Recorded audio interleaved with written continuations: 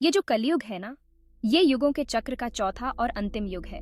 और ये अवधारणा हिंदू पौराणिक कथाओं में बहुत गहराई से जुड़ी हुई है।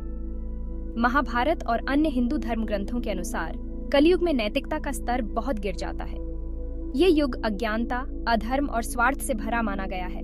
सत्य, दया और धार्मिकता धीरे धीरे कमजोर हो जाते हैं और लोग भौतिक सुखों की ओर अधिक झुकाव रखते हैं। इस युग में मानव के आचरण और मूल्य धीरे धीरे पतन की ओर जाते।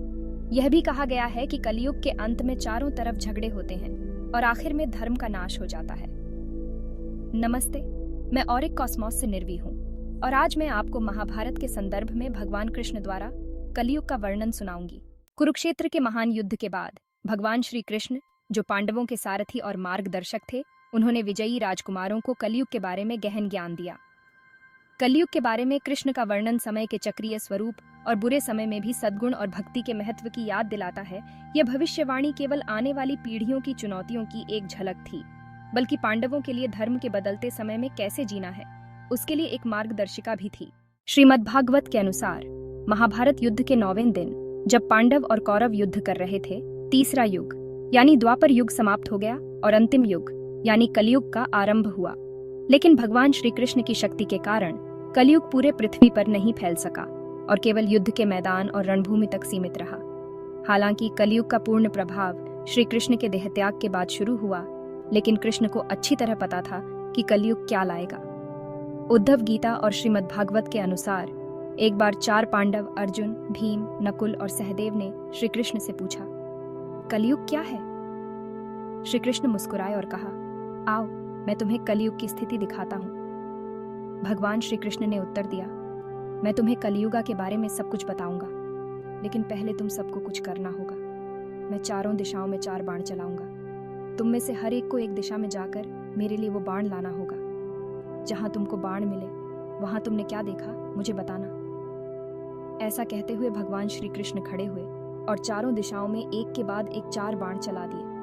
चारों पांडवों एक एक बाण की तलाश में निकल पड़े। अर्जुन पहले बाण के पीछे पीछे तेजी से अपने रथ पर सवार होकर चल पड़े। जल्द ही उन्हें बाण मिल गया। जैसे ही उन्होंने उसे उठाया, उन्हें एक मधुर गीत सुनाई दिया। उस गीत के स्रोत की तलाश में उन्होंने पाया कि वो मीठा गीत कोयल का था, जिसे एक शुभ पक्षी माना जाता है। कोयल की आवाज मंत्र मुग्ध कर देने वाली थी, लेकिन उसके पंजों के नीचे एक जीवित खरगोश था। गीत के बीच बीच में कोयल खरगोश का मांस नोचकर खा रही थी। खरगोश अभी भी जीवित था और बहुत दर्द में था। ये नजारा देखकर अर्जुन हैरान रह गए और भगवान श्री कृष्ण के पास लौट आए। अब आता है दूसरा बाण। भीम दूसरे बाण की तलाश में निकल पड़े। उन्होंने देखा कि बाण एक ऐसी जगह पर गिरा था जहां 5 कुएं थे।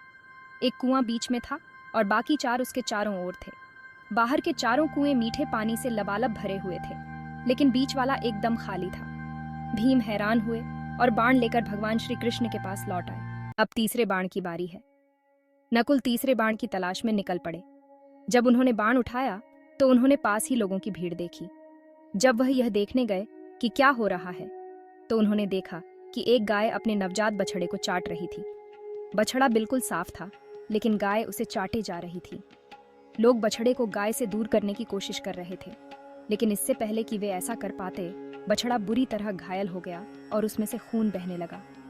नकुल को आश्चर्य हुआ कि गाय जैसा पवित्र और शांत जानवर अपने ही नवजात के साथ ऐसा कैसे कर सकता है। ये सोचते हुए वह भगवान के पास लौट आए। आखिर में आता है चौथा बाण। सहदेव आखिरी बाण की तलाश में निकल पड़े। बाण एक पहाड़ के पास जाकर गिरा था। जैसे ही उन्होंने देखा, एक बड़ा सा पत्थर पहाड़ से लुढ़कता हुआ नीचे आ रहा था। वह अपने रास्ते में आने वाले विशाल पेड़ों को कुचलता हुआ नीचे आ रहा था, लेकिन एक छोटे से कमजोर पौधे ने उसे रोक लिया। यह देखकर सहदेव दंग रह गए।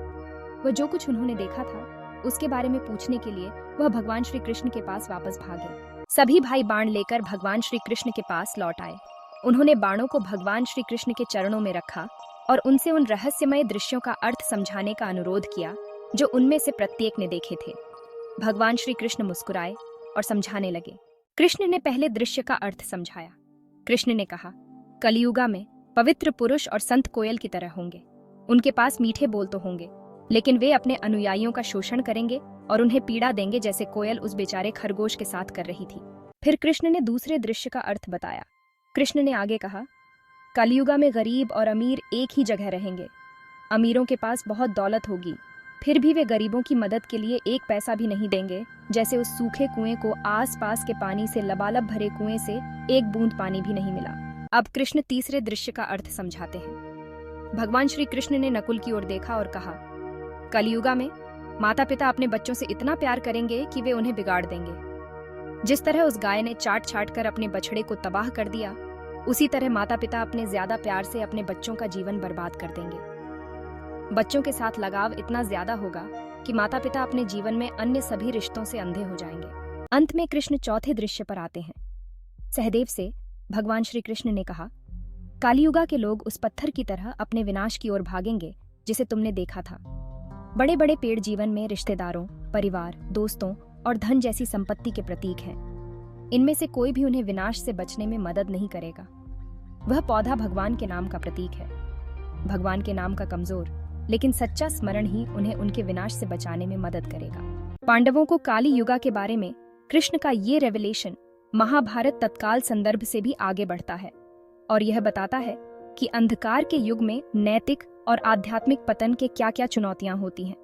उनके शब्दों ने न सिर्फ पांडवों को भविष्य के लिए तैयार किया, बल्कि यह उन सभी के लिए मार्गदर्शक प्रकाश का काम करता है जो कठिन समय में धर्म को बनाए रखना चाहते हैं। कली युगा के फोर्सीन ट्रायल्स के बावजूद कृष्ण ने इस बात पर जोर दिया कि डिवोशन और धार्मा का पालन करने का रास्ता सभी के लिए खुला है, फिर चाहे दुनिया कैओस में ही क्यों ना डूबी हुई लगे। उनकी शिक्षाएं हमें याद दिलाती हैं कि हम चाहे किसी भी युग में रहें, सद्गुण, विश्वास और आध्यात्मिक ज्ञान की तलाश ही हमें इस भौतिक संसार के अनिवार्य पतन से ऊपर उठा सकती है और आखिर में हमें लिबरेशन और इटर्नल पीस की ओर ले जाती है। भगवत पुराण में भी भगवान श्री कृष्ण ने कलयुग के दौरान होने वाली 5 भविष्यवाणियों का वर्णन किया है, जिसे हिंदू ब्रह्मांड शास्त्र में वर्तमान युग माना जाता है। इन भविष्यवाणियों का उपयोग अक्सर कलयुग के घटते नैतिक और आध्यात्मिक परिस्थितियों को दर्शाने के लिए किया जाता है। इसके अनुसार भगवान श्री कृष्ण ने निम्नलिखित 5 भविष्यवाणियां की थीं। एका धर्म का ह्रास होगा। भगवान श्री कृष्ण ने भविष्यवाणी की थी कि जैसे जैसे कलयुग आगे बढ़ेगा, सच्चे आध्यात्मिक और धार्मिक सिद्धांतों का ह्रास होगा। लोग वास्तविक आध्यात्मिक अभ्यासों में रुचि खो देंगे और भौतिकवाद और स्वार्थ बढ़ेंगे। डू सत्य का ह्रास होगा। सत्य का महत्व घट जाएगा और असत्य का प्रचलन बढ़ेगा। झूठ और धोखाधड़ी सामान्य हो जाएगी और लोग एक दूसरे को धोखा देने में संकोच नहीं करेंगे। टिन तपस्या और संयम में कमी आएगी। पहले के युगों में आध्यात्मिक साक्षात्कार प्राप्त करने के लिए कठोर तपस्या और संयम का पालन किया जाता था।